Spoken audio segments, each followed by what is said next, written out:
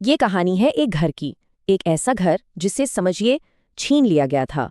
और ये कहानी सिर्फ उस घर की नहीं, बल्कि उसे वापस पाने के लिए लड़ी गई 200 साल की एक बहुत लंबी, बहुत दर्द भरी लड़ाई की है। जरा सोचकर देखिए, कोई हमारे घर में आए, हमारी हर चीज पर कब्जा कर ले और फिर पलटकर हमसे ही कहे कि ये सब तो हमारी भलाई के लिए है। कैसा महसूस होगा? यकीन मानिए, भारत के साथ ठीक यही हुआ था।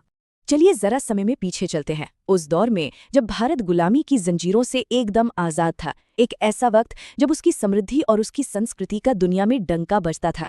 एक समय था जब भारत को सोने की चिड़िया कहा जाता था। और यूं ही नहीं कहते थे, इसके बाजार रेशम, मसालों और बेशकीमती रत्नों से भरे पड़े थे, जिनकी चमक पूरी दुनिया को अपनी तरफ खींचती थी। वो दौर ही था समृद्धि और संपन्नता का। लेकिन कहते हैं ना, ज्यादा चमक भी नजर खींचती है। और इस चमक ने समंदर पार से कुछ मेहमानों को अपनी ओर खींच लिया। आए तो थे वो व्यापारी बनकर, लेकिन उनके इरादे कुछ और ही थे। बात है सन 1600 की। ब्रिटिश ईस्ट इंडिया कंपनी ने व्यापार करने की इजाजत ली।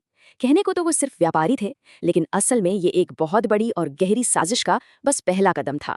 और फिर आया साल 1757 और प्लाफी का युद्ध। ये वो निर्णायक मोड़ था जिसने भारत की किस्मत को हमेशा हमेशा के लिए बदल दिया। एक धोखे से मिली हार ने गुलामी की ऐसी नींव रखी जो सदियों तक नहीं उखड़ी।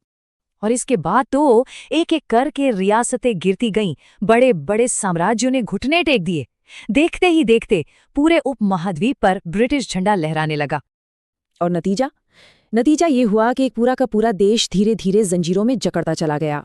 लेकिन सुनिए, भारत की कहानी सिर्फ गुलामी की नहीं है। नहीं, ये उस आग की भी कहानी है जो अंदर ही अंदर सुलग रही थी, जो कभी बुझी ही नहीं। ये कहानी है विद्रोह की, साहस की और आजादी की कभी न मरने वाली इच्छा की। और जब भी साहस की बात होती है ना, तो एक नाम सबसे पहले आता है, झांसी की रानी लक्ष्मीबाई। वो बहादुरी और प्रतिरोध का प्रतीक बन गई। उनकी वो ललकार आज भी हमारे कानों में गूंजती है, मैं अपनी झांसी नहीं दूंगी। और बस इसी ऐलान के साथ वो लड़ते लड़ते इतिहास में हमेशा के लिए अमर हो गईं। देखिए, 1857 का जो संग्राम था ना, वो सिर्फ एक सैनिक विद्रोह नहीं था, बिल्कुल नहीं। वो तो 150 साल से दबे हुए गुस्से का एक ज्वालामुखी था जो फट पड़ा। मंगल पांडे जैसे वीरों ने इस चिंगारी को हवा दी और दुनिया को दिखा दिया कि भारत अब और चुप नहीं बैठेगा। फिर आया 1919 का वो काला दिन और जलियांवाला बाग। एक शांति से हो रही सभा पर निहत्थे लोगों पर गोलियों की अंधाधुंध बौछार। उस दिन सिर्फ बेगुनाहों का खून नहीं बहा था, बल्कि पूरे देश का दिल छलनी हो गया था। इस भयानक त्रासदी के बाद आजादी की लड़ाई में दो अलग अलग रास्ते और भी साफ हो गए। एक रास्ता था अहिंसक सविनय अवज्ञा का, तो दूसरा था सशस्त्र क्रांति का। एक तरफ महात्मा गांधी ने सत्याग्रह का रास्ता दिखाया, जैसा हमने दांडी मार्च में देखा, तो दूसरी ओर भगत सिंह जैसे युवा क्रांतिकारियों का मानना था कि बहरों को सुनाने के लिए एक जोरदार धमाके की जरूरत होती है। और इसी बीच नेताजी सुभाष चंद्र बोस जैसे कई और महान नेताओं ने लाखों लोगों में जोश भर दिया। उनका वो प्रसिद्ध नारा तो याद ही होगा, तुम मुझे खून दो, मैं तुम्हें आजादी दूंगा। अब हम इस कहानी के आखिरी हिस्से में पहुंचते हैं। वो वक्त जब आजादी का सपना तो सच हो रहा था, लेकिन इसकी एक बहुत बड़ी, बहुत दर्दनाक कीमत चुकानी पड़ी। जैसे जैसे आज़ादी की सुबह करीब आ रही थी, बंटवारे की स्याह हकीकत भी सामने आ रही थी। एक राष्ट्र को दो टुकड़ों में बांटा जा रहा था। ये एक ऐसी मानवीय त्रासदी थी जिसकी कल्पना भी नहीं की जा सकती। लाखों लाखों लोगों को अपने घर, अपनी जमीन, अपनी जड़ें, सब कुछ पीछे छोड़ने पर मजबूर कर दिया गया।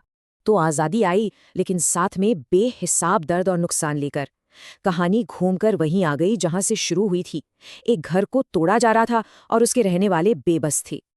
आखिरकार अनगिनत बलिदानों के बाद वो सुबह आई जिसका सदियों से इंतजार था।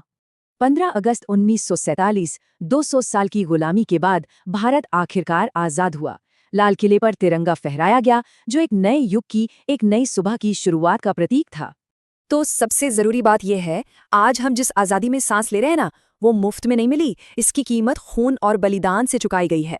आजादी तो जीत ली गई, लेकिन इसे संभाल कर रखने के लिए क्या चाहिए? इसकी हिफाजत के लिए क्या जरूरी है? ये सवाल सिर्फ बीते हुए कल का नहीं है, ये सवाल आज का है और आने वाले हर कल का भी।